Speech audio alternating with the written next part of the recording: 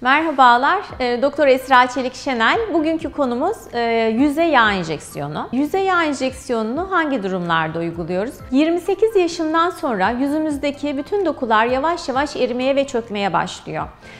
Sadece yumuşak dokular değil, cildin kalitesi bozuluyor, yumuşuyor, sarkıyor, derinin altındaki dokularda erimeler oluyor, yumuşak dokular eriyor. Aynı zamanda kemik dokularda basıklaşıyor ve yaşlanıyor. Dolayısıyla gözler bir miktar çukura kaçıyor, çene hattı basıklaşıyor, o ince uzun çenemiz yavaş yavaş 28-30 yaşından sonra kaybolmaya başlıyor. Yüzdeki dokularda boşalmalar meydana geliyor. Bundan kaynaklanan da göz altında çökmeler, gene nazolabial bölge dediğimiz bölgelerde derin sulkusların oluşması. Marionette dediğimiz bu dudak köşesinden çene bölgesine, çene yanlarına inen çizgilerin derinleşmesi. Gene kulak önündeki parotis bölgesi dediğimiz bölgedeki yağ dokusunun erimesinden dolayı parotis bölgesinin çukura kaçması. Gene şakak bölgesindeki yağ dokularının erimesinden dolayı hem kaşlarda bir miktar inmenin olması ve şakak bölgelerinin çökük görünmesi hastaların bize en sık başvuru sebepleri. Ve yağ enjeksiyonunu da genellikle bu sebepler için yapıyoruz. Yani aldığımız yağ dokusu ile gözaltı, orta yüz, elmacık, şakak bölgesi, hatta gerekiyorsa alın bölgesi, nazolabial sulkuslar, marionette line'lar, bazen çene hattı, çene ucu, kulak önündeki boşluk, parotis loji gibi çeşitli bölgeleri doldurarak hastanın eskiden gençken sahip olduğu yüz konturlarına kavuşmasını sağlayabiliyoruz. Bu işlemi nasıl yaptığımızı yeniden anlatacağım. Şöyle, öncelikle yağ alacağımız bölgeye, bu bölge her bölge olabilir. Karın, bel, uyluk içi, basen, sırt bölgesi ki kök hücre açısından en zengin bölgelerden bir tanesi de sırt bölgesi. Bu bölgelere öncelikle kanamayı azaltan bir solüsyon veriyoruz. Küçük minik delikler açıyoruz ve ince kanüllerle bu sıvıyı içeriye veriyoruz. 20 dakika kadar bekledikten sonra özel kanüllerle dışarıya vakumla yağ dokusunu çekiyoruz ve daha sonra da o yağ dokusunu belli bir işlemden geçirdikten sonra içindeki kan, sıvı vesaireyi ayıklayıp sadece yağ dokusunu bir yerde biriktiriyoruz. Arkasından da küçük enjektörlerle yüzde vermemiz gereken bölgelere bu yağ dokularını veriyoruz.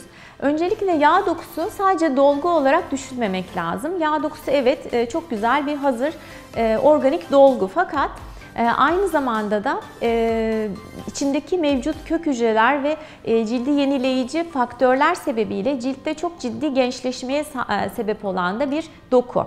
O yüzden de hem dolgu amaçlı hem de cildi gençleştirmek amaçlı derinin içerisine minik minik de nano yağ haline çevirdikten sonra bu yağ dokularını verebiliyoruz. Yağ dokusu dolgusu olarak kullanıyoruz dedim. Nano yağı nasıl hazırlıyoruz? Onu da şöyle. Nano yağ filtrelerimiz var. Bu filtrelerden defalarca geçirerek, yani böyle 6 tane filtremiz var. Dokuyu yavaş yavaş inceltiyor. Çok ince süt kıvamına geldikten sonra da bu dokuyu derinin içine böyle minik minik enjekte ederek sırf ki cilt gençleştirmesi amacıyla verebiliyoruz. Bu nano yağın en etkili olduğu şeylerden bir tanesi de yine göz çevresindeki koyu halkaların giderilmesi. Bu konuda çok fazla soru geliyor. Bu koyu halkalar nasıl giderilebilir? Yani %100 gideren bir yöntem yok, fakat en etkili yöntem gerçekten nano yağ enjeksiyonu. Bu göz çevresindeki koyu halkaları gidermek için kullanılabiliyor. Onun dışında saç dökülmesi tedavisinde de çok başarılı kullanılabiliyor. Peki şöyle bir soru gelmiş, hemen yanıtlayayım yeri gelmişken. Demişler ki bu yağı aldıktan sonra hemen uygulayabiliyor muyuz, yoksa işte bu bir ay sonra mı kullanabiliyorsunuz? İşlemden geçirmeniz ne kadar zaman alıyor? Şöyle, yağı aldıktan sonra hemen kullanabiliyoruz. İşlem zaten ameliyathanede hemen o anda hazırlanıyor. Bitiyor yani, yağınız hemen 2 dakikada hazırlanıyor ve benim önüme geliyor. Daha sonra da minik minik enjekte ediyoruz ihtiyaç olan bölgelere. Yani bunun için belli bir bekleme süresine ihtiyaç yok. İçeriğindeki kök hücreler ve stromal vasküler fraksiyon gibi cildi gençleştiren faktörler sebebiyle de saç dökülmesi tedavisinde de başarıyla kullanabiliyoruz. Şöyle bir artımız var, belki bazı kliniklerde uyguluyor biliyorum. Yağ dokusunu aldık. Evet, koyduğumuz yağ dokusunun ne kadar tutuyor? Bu yağ ne kadar dayanıklı diye bana soru çok geliyor. Şöyle, aldığımız yağ dokusunu vermemiz gereken miktarını yüzünüze veriyoruz. Kalan yağ dokusunu da tüp bebek gibi -86 derecede doku bankamızda saklıyoruz. 3 ay sonra bakıyoruz. Genellikle verdiğimiz yağ dokusunun ortalama %40 ila 60'ı yüzünüzde erimeden kalıyor ama bir miktarda eriyor tabii ki.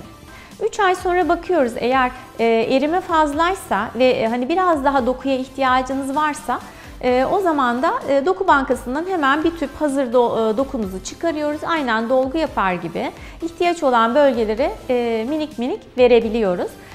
Bu şekilde dokunuzu birkaç seneye kadar saklayabiliyoruz ve zaten genellikle 2-3 enjeksiyondan sonra da sonuç kalıcı oluyor. Bu yağın kalıcılığı neye bağlı? Sizin yaşlanma sürecinize, nasıl beslendiğinize, nasıl uyuduğunuza, genetik yapınıza ve birçok şeye bağlı olabiliyor. Kimilerinde 5-6 sene gidebilirken bu yağ dokusu, kimisinde 1-1,5 senede yeniden eski haline dönebiliyor. Yağ dokularınızın doku bankasında saklanabiliyor olması genellikle hastalarımızın yağ enjeksiyonunu tercih etmesinde çok önemli etkenlerden bir tanesi. Çünkü biliyor ki hasta 3 ay sonra bir miktar erime olursa yeniden kendi yağ dokusuyla, kendine ait bir malzeme ile yeniden yüzündeki ihtiyaç olan bölgeleri doldurabilecek. Bu hakikaten çok büyük bir kolaylık. Hastalarımız da bundan oldukça mutlular. Yağ enjeksiyonu hakikaten cildinizi çok yenileyen ve destekleyen bir işlem. Bunu yaptırmasanız cildiniz belki çok daha fazla yaşlanacak. Onu tahmin etmeniz çok da kolay değil. Cildinize bir yatırım olarak düşünmenizde fayda var. Sadece yağ enjeksiyonu olarak değil, nano yağ olarak da uygulanmasını ben hastalara şiddetle öneriyorum. Aynı zamanda boyun bölgesindeki çizgilere de gene nano yağ uygulayabiliyoruz. Boyun çizgilerini gidermek için ve boyunu gençleştirmek için. Bu konuda daha fazla, daha ayrıntılı bilgi almak isterseniz WhatsApp'tan, YouTube'dan ya da kliniğimizi telefonla arayarak bilgi sahibi olabilirsiniz. Görüşmek üzere, sevgiler.